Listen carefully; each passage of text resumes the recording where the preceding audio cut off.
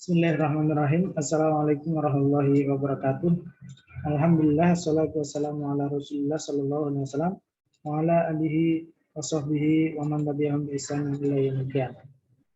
Pada video ini kita akan belajar mengenai perulangan di DA. Setelah sebelumnya kita sudah belajar mengenal ada beberapa keywords yang ada di DA. Setiap bahasa pemrograman mesti memiliki yang namanya perulangan.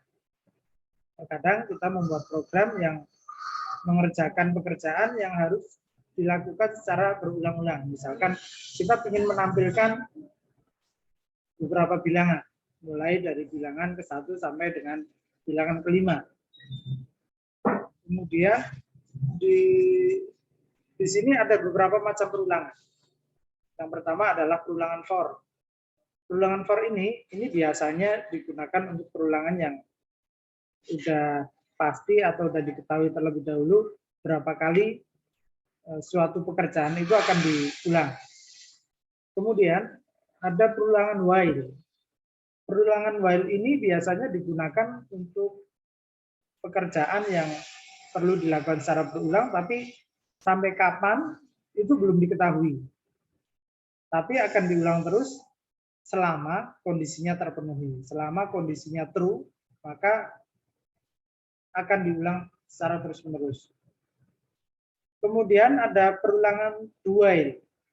Kalau di perulangan while itu di awal itu dicek apakah kondisinya terpenuhi. Kalau iya maka kerjakan. Kemudian dicek lagi, masih terpenuhi, kerjakan lagi. Kemudian diulang lagi sampai akhirnya ketika sudah tidak terpenuhi lagi, maka perulangannya selesai. Tapi kalau perulangan do while itu dikerjakan terlebih dahulu, nggak dicek dulu.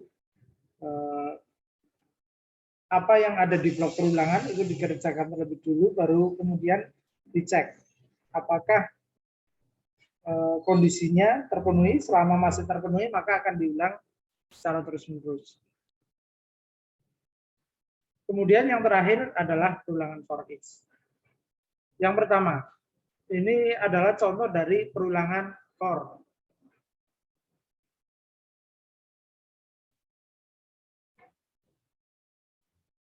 Misalkan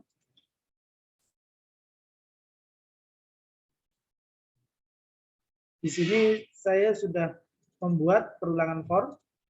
Ini ada import .io, kemudian ada fungsi main. Di fungsi main pertama yang dilakukan adalah menampilkan tulisan masukkan bilangan. Kemudian meminta input melalui keyboard. Di sini perintahnya adalah stdin readline sync. Karena kita menggunakan stdio sama stdin, maka kita perlu import .io. Kemudian hasil input ini akan terbaca sebagai string. Sedangkan kita pinginnya disimpan sebagai integer, maka ini harus kita parse terlebih dahulu menggunakan int.parse. Metode yang digunakan adalah parse. Kemudian disimpan sebagai variabel dengan nama n, tipenya integer. Selanjutnya ini proses perulangannya, for int i sama dengan 1, titik koma, selama i kurang dari sama dengan n, titik koma, i plus, standarnya ini i plus plus. Jadi setiap perulangan maka ini akan dinaikkan 1, maka akan menampilkan bilangan ke-1, bilangan kedua, dan seterusnya sampai nilai n yang diinputkan. Kalau ini kita jalankan dan perulangan for dan maka akan minta masukkan bilangan, misalkan saya inputkan 7, selanjutnya akan ditampilkan dari bilangan ke-1 sampai dengan bilangan ke-7. Nah, kalau kita ingin naiknya itu stepnya misalkan 22, maka di sini kita bisa menulisnya i sama dengan i plus 2. I sama dengan i plus 2. Kemudian kita jalankan. Misalkan saya tulis 11. Nah, di sini awalnya i-nya 1, kemudian naik 2 jadi i-nya 3, naik 2 jadi 5, 7, 9, sampai 11. Karena tadi yang diinputkan nilainya adalah 11, maka karena di sini selama I kurang dari atau sama dengan 11, maka yang ditampilkan adalah sampai bilangan yang ke-11. Kemudian ini bisa juga I plus sama dengan 2. Jadi I plus sama dengan 2 ini sama saja I sama dengan I plus 2. Ini hasilnya sama saja. Misalkan saya tulis 7, maka 1357. Selanjutnya,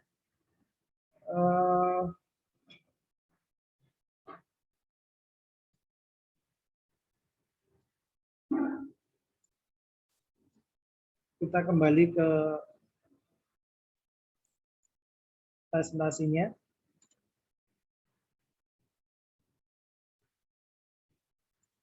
Selanjutnya adalah perulangan while. Perulangan while di sini sama saja meminta masukan bilangan yang mau ditampilkan, masukkan banyak bilangan yang mau ditampilkan, kemudian untuk minta inputnya, menerima inputnya, kita gunakan std lancing. Nah, di sini ditentukan awalnya I sama dengan 1, kemudian ada perintah while selama I kurang dari atau sama dengan n adalah hasil input, kemudian ini I-nya ini sudah ditentukan dari 1. Selama I kurang dari atau sama dengan n, maka tampilkan bilangan ke I. Kemudian I-nya dinaikkan, di awal dicek lagi, dicetak, I-nya naik. Jadi selama I masih kurang dari atau sama dengan n, maka ini akan ditampilkan bilangan ke I. Hasilnya sama dengan for yang tadi, cuma di sini kita menggunakan perintah while untuk melakukan perulangan. Yang ketiga ini ada perulangan do while. Kalau perulangan while tadi di awal harus sudah ada kondisinya terlebih dahulu karena ngeceknya di awal. Tapi kalau perulangan do while ini dikerjakan dulu, entah apakah sesuai kondisi atau enggak. Di sini nggak ada pengecekan kondisi, langsung dikerjakan. Yang dikerjakan sama seperti tadi menampilkan tulisan bilangan ke n. Kemudian nah di sini karena n-nya besar, misalkan lebih dari 1, ini bisa di-min untuk turun. Tapi ini jadinya menampilkan bilangannya dari besar ke kecil. Kalau tadi kan dari kecil ke besar. Kalau ini menampilkan dari besar ke kecil. Terus berikutnya ada perulangan for each. Perulangan for each ini digunakan untuk menampilkan nilai dari suatu array misalkan. Di sini di dalam fungsi main kita definisikan ada variabel array dengan nama name sahabat. Ini value-nya kemudian diulang. Untuk name sahabat ada di dalam name sahabat pakai S yang isinya banyak. Kemudian cetak name sahabat yang nggak pakai S. Nah, ini akan menampilkan atau mencetak apa yang ada di dalam name sahabat. Kemudian ditampilkan total sahabatnya ada sebanyak. Untuk mengetahuinya kita bisa menggunakan atribut length.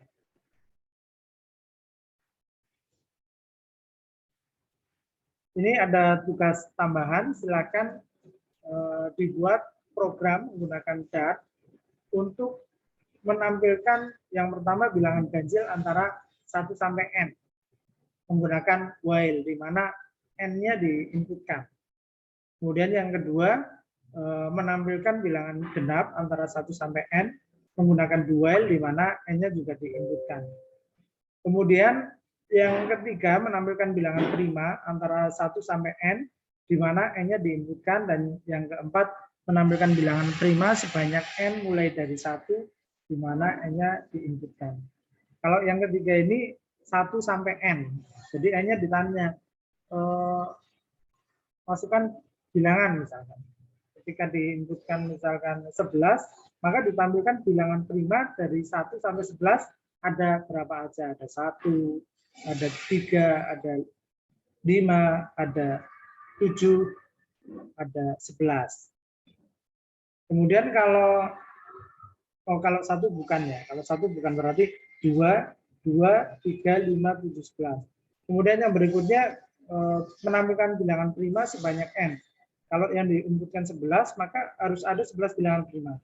2, 3, 5, 7, 11, 13, kemudian dan seterusnya, yang jelas ada 11 bilangan prima. Mungkin itu saja pada video kali ini. Ada kurang lebihnya kami mohon maaf. Subhanakallahumma bihamdika asyhadu an la ilaha illa anta astaghfiruka wa atubu ilaik. Assalamualaikum warahmatullahi wabarakatuh.